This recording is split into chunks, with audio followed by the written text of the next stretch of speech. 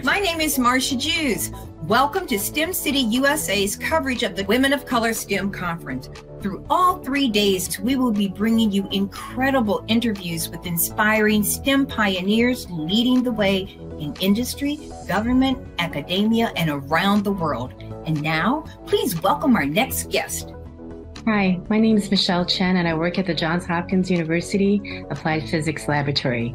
I am a software systems engineer in the Embedded Applications Group, and my fun fact is that I love introducing engineering problems to elementary school students.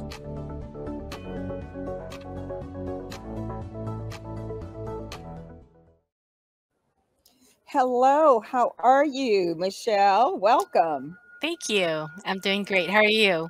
Oh, I'm great. I'm really excited that you're here, and I love the fact that you're with Johns Hopkins Applied Systems. We love Hopkins in the state of Maryland.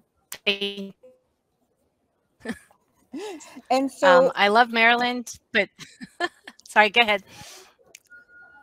You love Maryland, but what? I was going to say the seasonal allergies, just they get to me. Yeah, and it's a lot. The good news is that we have the trees. The bad news is the pollen starts getting you. So, you know, we're going to keep it moving, right?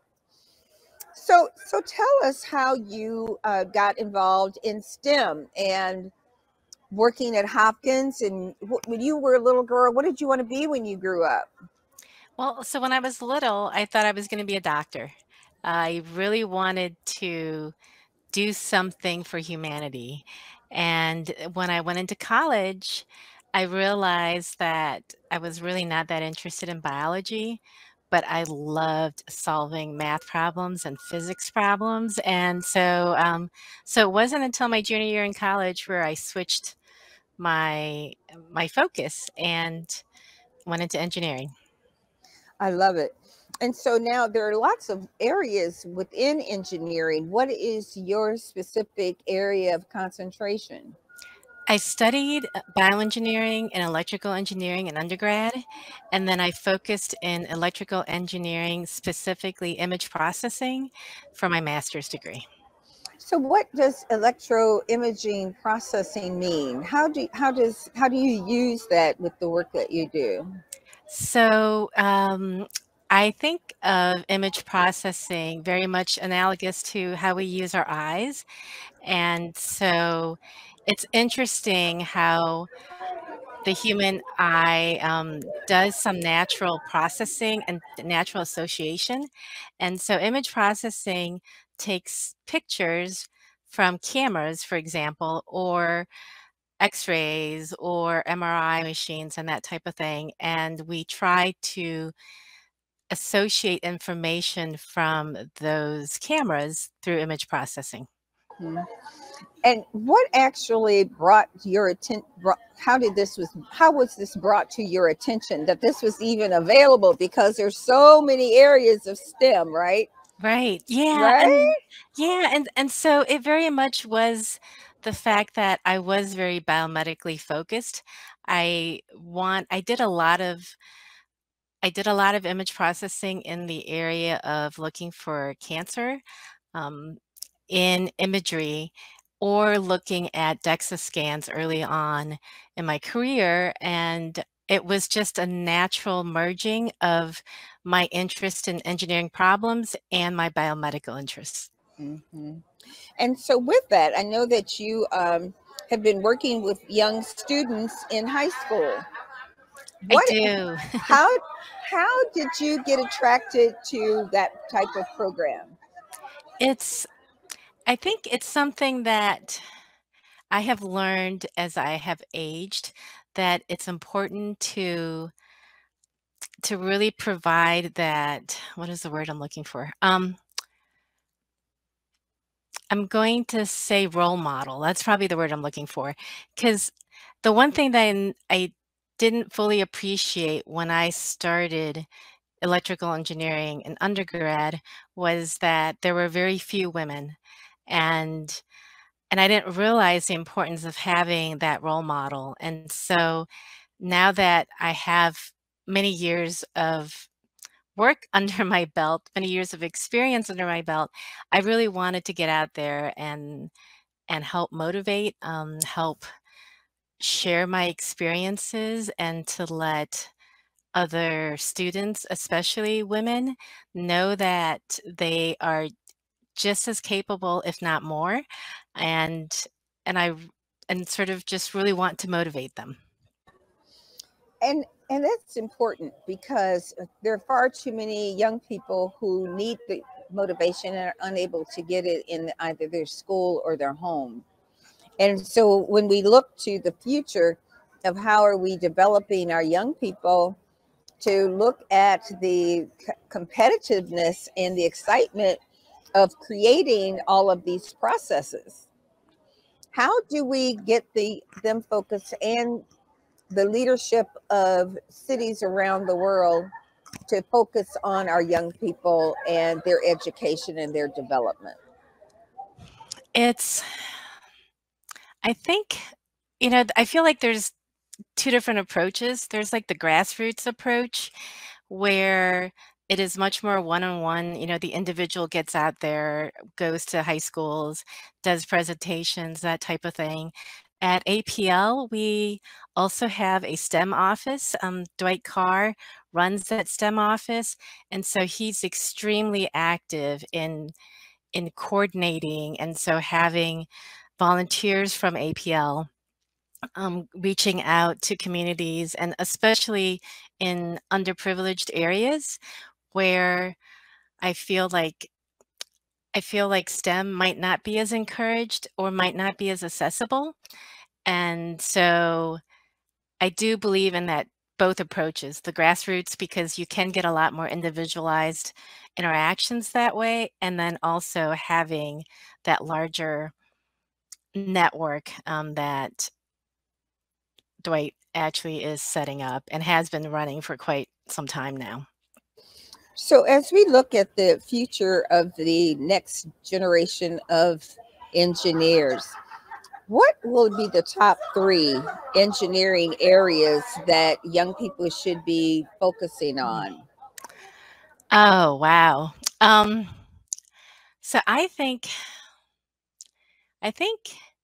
that it is such a personal decision, and I can't yeah, I'm not, because I am so biased, so I have my own experiences, and so I definitely don't want to list a top 3, just because of my biases, but I do think for the individual, I really think they should follow what they're passionate about, and, we all have our own gifts, and I think to embrace that gift, and to really follow who you are, and I also am a firm believer in that you can make opportunities happen. And that's absolutely correct. Sometimes you have to create your own, Yeah, right? yeah. So give us, as we move forward and school's getting ready to get out, our school's out, we're getting ready for a new year. What are 3 things that elementary and middle schools should be focused on in developing these children to become some type of engineer? Because there's so many different aspects. What should we be doing in the elementary and middle school area? So in the elementary school, I feel like my children were really fortunate where they went, and I was able to volunteer at the school a lot, and my experiences there, even when I was just there to observe, is having that environment where you would have a group of students working on a problem together and having equal time and equal voice so that it's not always just one person who's trying to solve the problem for everybody. And having observed that at my children's elementary school, you hear the students approach the problems differently. And there is never just one solution to a problem. And so I felt that having the children have the voice and being able to approach solving a problem their own individual way and then sharing that, I thought that was extremely valuable. And just I highly encourage it. And it's also a thing where I always made a point with my kids when they had a problem, I always wanted them to try to solve it 3 different ways. As far as middle school, I think it gets so much harder because in elementary school, the children are, like, fearless. They will ask questions all day long, and they have, like, the best questions and the most intuitive questions. And then middle school, I feel like there's that social pressure that comes in, and it makes some of that openness be, harder. Um, and in that case, sometimes I do wonder if the ability to have more one-on-one mentoring opportunities would make it l I'm going to say less socially awkward, or where you can openly express different ways that you would solve a problem, if that makes sense. Yes, it does. And as you look at how young people are learning and what they see either at home or in the school or outside, how do you find that balance where they have the opportunity to ask questions so that they too can be a participant? Yeah, that is hard. It's because sometimes I do think the school curriculums are there's so much testing that the students have to prepare for, and I I know that there's a lot of robotics clubs that get stood up, and I w it would be great to see other STEM areas that have as much momentum. And it, I think that's the proper word, momentum. And it is momentum even expected or understood by some of these young people, and what is it that we need them to understand or to receive to know what momentum means to them? Because you have to, in order to reach some of these goals, you that momentum must increase. Studying more, reading more pages, reading different books, the momentum keeps moving, right? The bar keeps getting pushed up, or right, Yeah. right. Yep. Yep.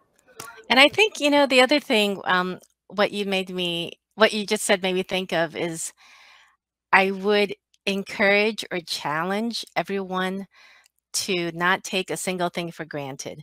So everyone uses a cell phone. And how exactly does that work? I mean, I just feel like if they just use their cell phone and ask all the questions about what is happening in that cell phone, they it opens up, I mean, like a stream of problems that they could start thinking about. Well, and so in Hopkins has made it a commitment to the community and surrounding. So it would be very interesting to see about some of these questions coming out of that university, because they're working hard to be a big participant in the Baltimore community and Yes. beyond. Yes. So Michelle, what's for you next? What's your next thing? Where do you go What am I next? doing? So I continue to write proposals. That was actually something that I'm doing right now. I I so I guess a couple of the research areas that I'm extremely interested in right now are autonomous robotic rovers and doing some different optical navigation work on rovers, and also the whole human interface to robotics. So, what is like the best way for humans to interact with robots in space? And how can we make teleoperation more intuitive? It's because it is really hard to joystick everything. And if you could just imagine a robotic arm that has 12 joints, very unlike the way we move our arms, how do you control all those joints intuitively? So that's an area that I am working on right now. And that's very interesting itself, being intuitive and having it that way. If you had three things that you could do differently, what would they be? Sleep more, Right. Start exercise there. more. um, I do wish I had more time. So I guess from that perspective, I already know what I want to do when I retire because I already know that I want to spend more time at the schools. I just to just to really go out there and share with others that the world really is limitless, and if you are passionate about something, you could go and make an impact and make a difference. And I want to end my career in that way. All right. Well, I'll tell you something. We have we still have a long way, right, to do what we need to do and making certain that our young people are on the trajectory to do what they need to do and to accomplish. So, Michelle Chen, thank you so much for joining us. And hopefully, you'll be able to see more and watch some of the interviews and see some of the programs that are going on. It is really a fun filled weekend. We're so excited. Yeah. It's the 28th year of Wow. Women of Color, That's right? fantastic. Yeah. It Yeah. is. Thank you so much. Thank you. And congratulations. Yeah. Thank you. All right. Bye-bye. Okay. This is Marcia Jews, and we will be right back with our next guest.